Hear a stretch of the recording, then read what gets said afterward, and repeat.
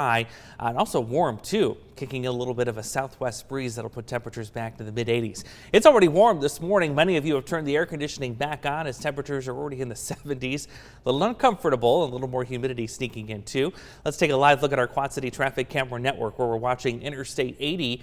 Whether you're going to LeClaire or just through Brady Street itself, looks like we're in good shape so far this morning. We'll keep an eye on things as the morning commute gets underway. We're also continuing to monitor the death toll when it comes to Hurricane Ida. Very powerful storm system. Looks like it'll rank, at least as of right now, as the 6th costliest storm in United States history. The first, of course, being Katrina. But certainly we've already racked up, it looks like, at least $50 to $60 billion worth of damage. And this storm really caused not only chaos along the Gulf Coast, but look, as it tracked up to the northeast, you've got states with fatalities, including New York, Pennsylvania, and even Virginia.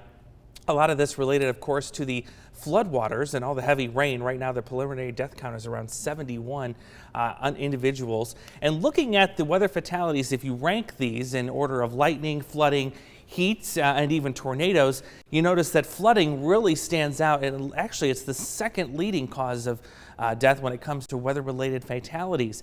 Not surprising that heat is number one because, of course, this is kind of the invisible killer, if you will. You can't really see it.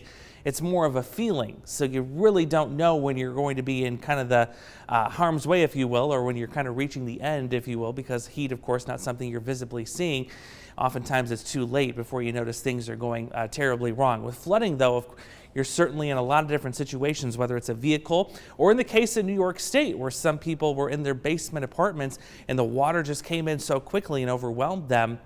They weren't prepared, obviously, for what was coming in.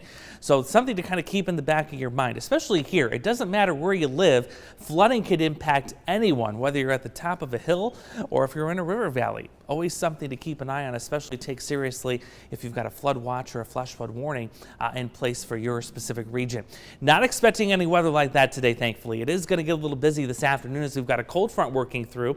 That'll bring with it not only clouds and some gusty winds, but also the opportunity to see a stray shower storm. Thankfully, any severe weather prospects, that's going to remain well to our east today. Parts of Michigan and even downtown Chicago could see some stronger storm activity. Meanwhile, here we're just a little bit too far west, a little much too removed from the dynamics to get any strong storm activity going. But here we are at lunchtime, and that front starting to spark some scattered shower and storm activity, mainly on the Illinois side of the river as we track that eastward into the afternoon, perhaps touching Sterling Rock Falls. Certainly looks like Lee County on the Illinois side could see a decent shot at seeing some shower and storm activity.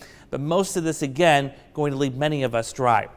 Here's where we go into the afternoon. Mid-80s is what we're expecting for highs. Clear and cooler tonight as we're down to 56 degrees. Open the windows back up because even by tomorrow, temperatures into the upper 70s. So we're already in the 70s this morning. Not going to be hard to get these temperatures into the mid-80s by this afternoon. But tomorrow, yeah, kind of a fall-like day. It'll be a little breezy even then still. Open the windows, let the fresh air in because temperatures will be heading close to 90 degrees and just a little humidity as we get into the weekend.